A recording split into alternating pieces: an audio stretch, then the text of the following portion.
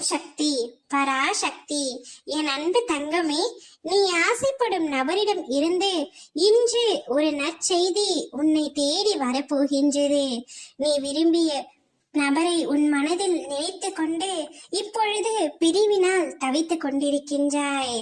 அவரிடம் நான் ஒரு வார்த்தையாவது பேசிவிட மாட்டேனா என்ற ஏக்கத்தில் ஒவ்வொரு நாளும் அவரையே நினைத்து என்னிடம் உருகி வேண்டிக் கொள்கின்றாய். என் தங்கமே, உன்னுடைய கண்ணீரை கண்டும் நான் இத்தனை நாட்களாக மௌனமாக இருந்து கொண்டிருக்கின்றேன் என்று நினைக்கின்றாய். நான் மௌனமாக இருப்பதற்கும் சில காரணங்கள் இருக்கின்றன தங்கமே.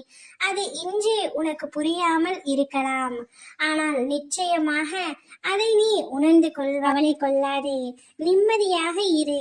நீ எந்த நற்செய்தி உன்னை தேடி வர வேண்டும் என்று ஆசைப்பட்டாயோ, யாரிடம் பேச வேண்டும் என்று ஏங்கி ஒவ்வொரு நாட்களும் தவித்துக் கொண்டிருந்தாயோ, அந்த நபரை உன்னை தேடி அம்மா நான் வர செய்ய போகின்றேன்.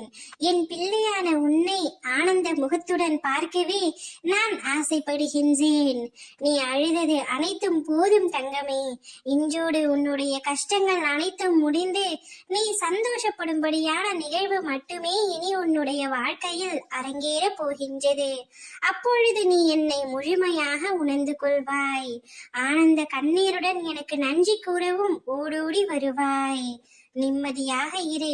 உன்னுடைய நிம்மதியில் தான் உன் அம்மா எனது சந்தோஷம் இருக்கின்றது.